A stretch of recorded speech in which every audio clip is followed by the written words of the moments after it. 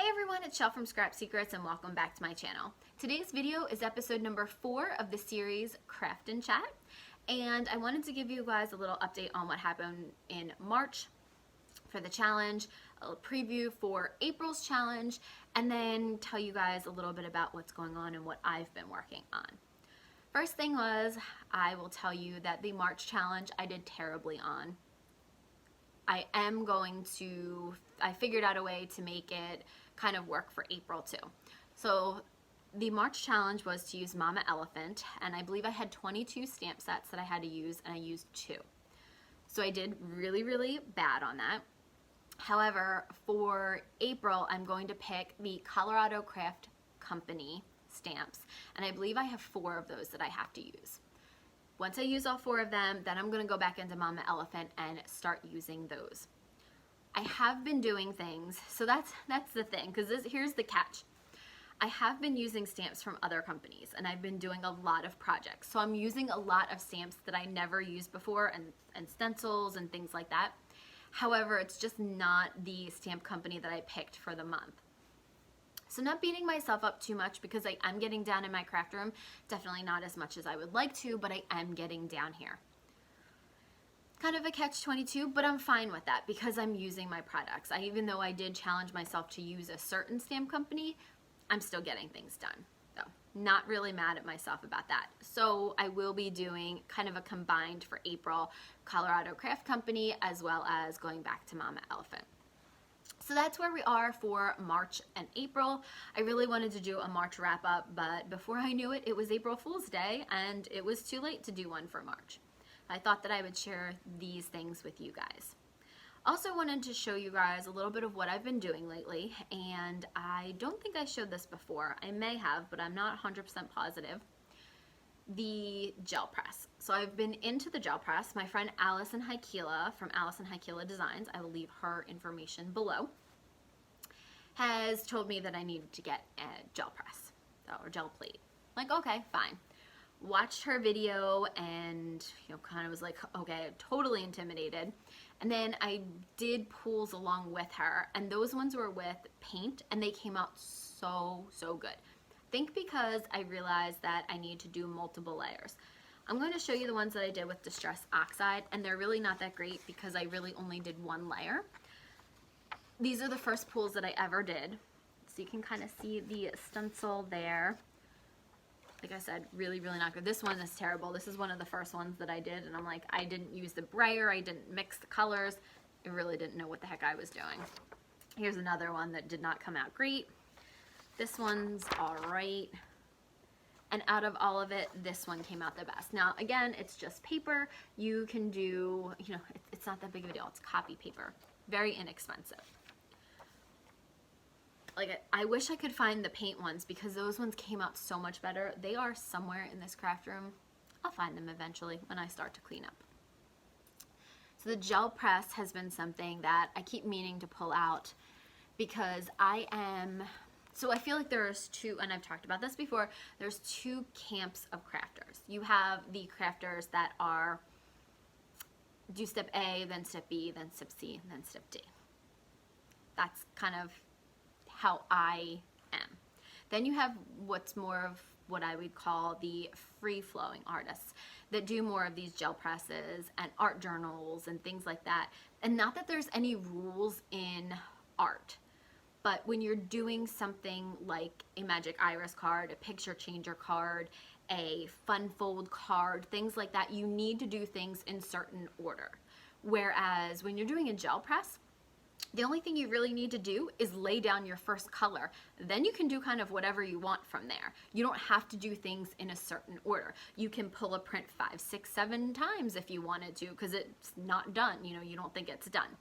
So there's a lot of different things you can do. I need to have more of a structure, and I was thinking about this, and even going all the way back to my time in talented art, I was very much that person. I needed that structure.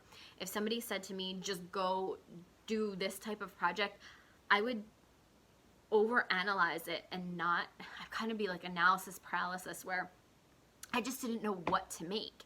Now, if somebody said, go draw that bowl of fruit over there, okay, because you've given me that direction. I just go do that. Trying to break myself out of that habit. I really wish that I had done it back then, but I didn't realize that that was what I was doing. I didn't realize that was probably one of the things that was holding me back from enjoying art classes as much as I could have. I loved my art classes. I loved my friends in there. I loved being able to do multiple periods of art in a day. Spending lunch breaks over at in the art studio. I loved that, but I always felt like I just was more reserved than some of the other people in there. And I wish I would have known that that's one of the reasons that, that maybe I wasn't doing so well, or I felt like I was different than everybody else. But that's neither here nor there, because my good friends have decided to tell me that I need to do art journals as well. Now I have some art journals. I think I have 2 of these smaller ones. I don't know where the second one is. And I have 2 of the larger ones. These are the Ranger art journals.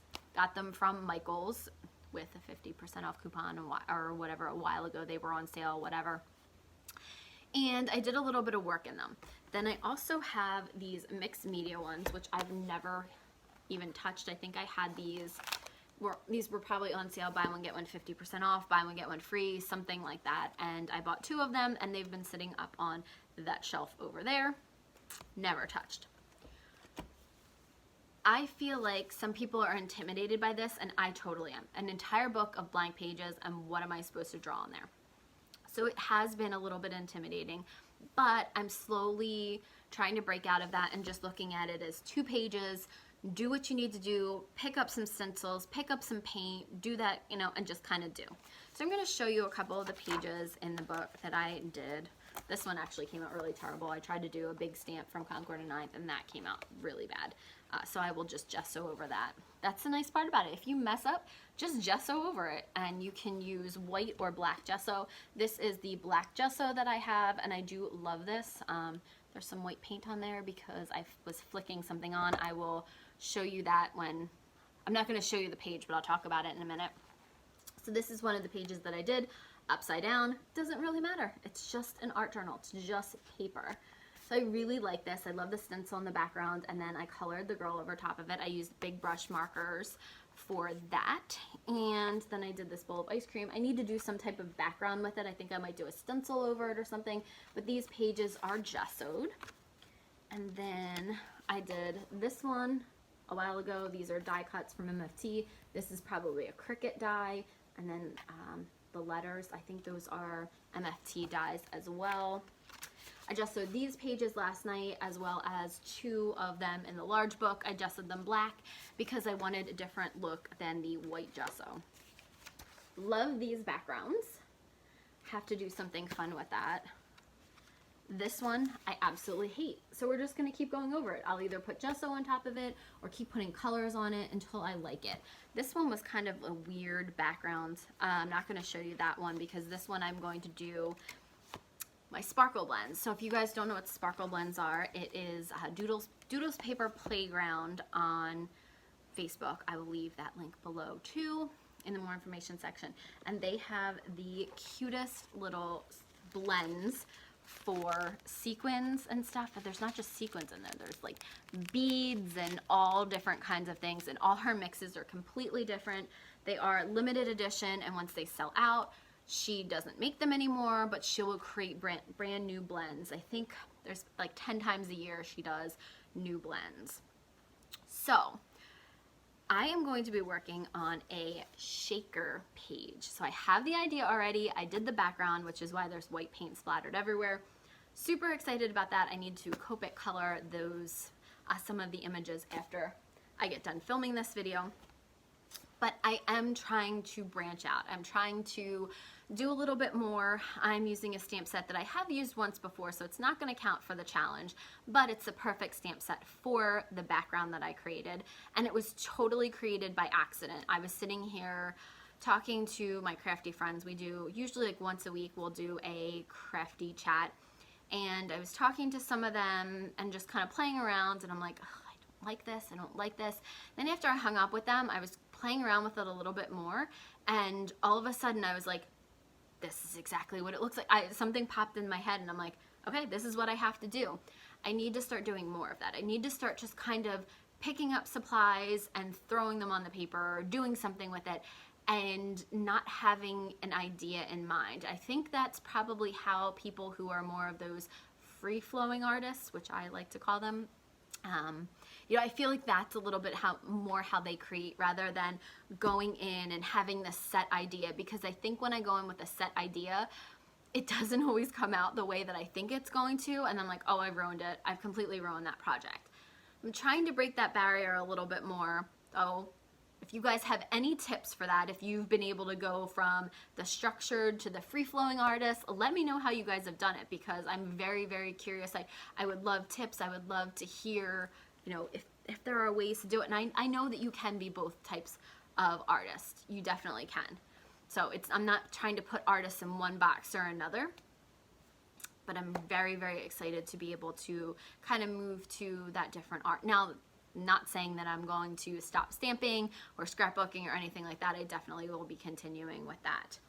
So that's kind of just where I've been lately and what I've been doing, what I've been up to. And I hope that you guys are, joining me in the using your supplies.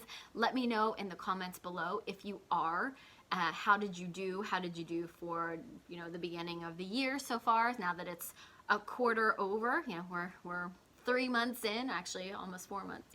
Well, in the 4th month. So we've survived 3 months of 2021. Let me know how you guys are doing with your crafty goals. I know that not everybody's is to use their supplies. Some people have other crafty goals in mind, so I'd love to hear how you guys are doing with that. If you have comments or questions, please feel free to leave them below. I do try to get back to everybody's comments. Sometimes on older videos it's a little bit harder, but I will go back and look at videos every once in a while and just make sure that I've answered everybody, because you guys took the time out to comment on my videos, so I like to get back to you guys. So thank you guys so much for watching. If you have comments or questions, please feel free to leave them below, and I will see you guys again soon for another video. Bye!